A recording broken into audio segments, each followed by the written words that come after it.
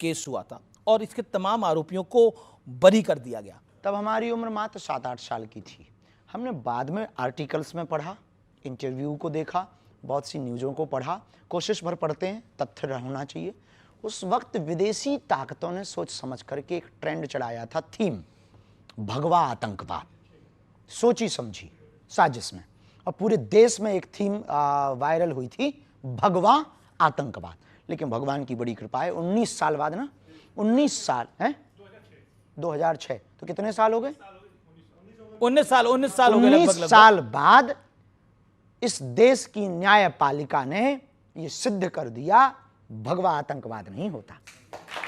पूर्व मुख्यमंत्री हैं पृथ्वीराज चौहान, वो कहते हैं कि भगवा आतंकवाद तो नहीं होता, सही बात है, लेकिन सनातनी आतंकवाद होता है। उन्होंने अभी 2025 में यह बयान दिया है। हम उन पर कोई जवाब नहीं देंगे, नेता का जवाब दें। हम फिर भी सनातन आतंकवाद पर आपका कमेंट?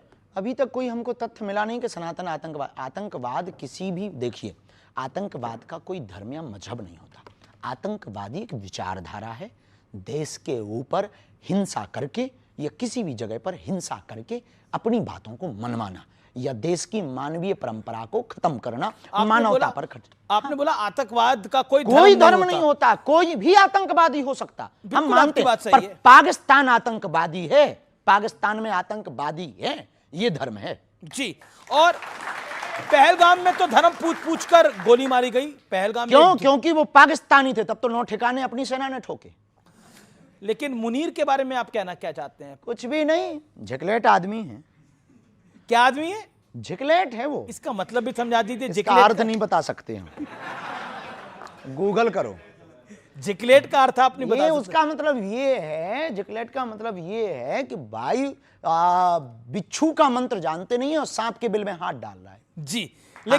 लेकिन मुनीर ने जो बात बोली, जब पहलगाम आतंकी हमले से पहले उन्होंने बोला हमारा देश अलग इसलिए हुआ क्योंकि हम में और हिंदुओं में बहुत फर्क है, हमारी पद्धति अलग है, हमारा जीवन अलग है। बिल्कुल। 1947 में आपको अलग एक जगह भी दे दी, पर हमको एक बात से आज भी हमको मन में दुख है। जब 1947 में 47 में धर्म के नाम पर जगह बांट दी, तो देश में ये बच कौन गए? बताइए, धर्म के नाम पर बंटवारा हुआ कि नहीं हुआ? फिर जब धर्म के नाम पर बंटवारा हुआ तो एक बंटवारे में कमी रह गई। क्या कमी रह गई? वो ये रह गई कि फिर बिल्कुल ही यहां से सफाया कर देना चाहिए थे वहां उनके वाले, और हमारे वाले वहां से पूरे ले आने थे यहाँ। लेकिन अब तो हुआ नहीं है।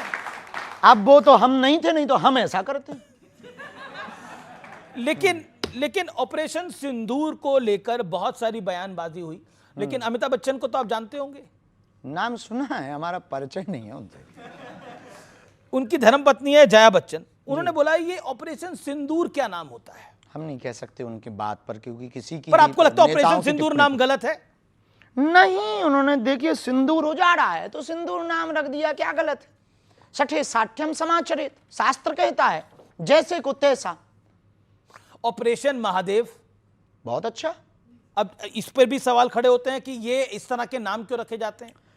अब कुछ लोगों को तो पहले पढ़ाया जाता था गा से गणेश, तो कुछ लोग कहते थे इससे सांप्रदायिकता फैलती है, तो फिर गा से गधा पढ़ाया जाने लगा, और गा से गणेश बंद हुआ, गा से गधा पढ़ाया जाने लगा, तब से हो गया खेल, गधे ही पैदा हो रहे हैं। अब मैं आपको बताता हूं, बाला साहब ठाकरे की जो पार्टी है, उनकी पार्टी के एक संजय हैं और संजय राउत, वो कहते हैं कि ऑपरेशन महादेव, ऑपरेशन सिंदूर जैसे नामों के जरिए धार्मिक रंग दिया जाता है। नहीं, महादेव संहार के देवता हैं और शंकर जी सबके हैं। इस दुनिया में 3000 साल पहले जी कोई भी दूसरा धर्म नहीं था सनातन को छोड़कर। अब कोई अपने बाप को बाप नहीं बोल रहा तो ये उन लोगों की गलती है। कुछ सवाल ले लेते हैं। मैं उदय शहरी, भगत, सन्यासी या इनकलाबी, तीनों में श्रेष्ठ कौन है? भक्त यानी भक्त, ऐसी बात है ना, भक्त, सन्यासी और इनकलाबी राष्ट्रप्रेमी, यही तीनों ही जो ठीक हैं। देखिए, भक्त और सन्यासी दो अलग नहीं, एक ही हैं, जैसे चीनी और शुगर।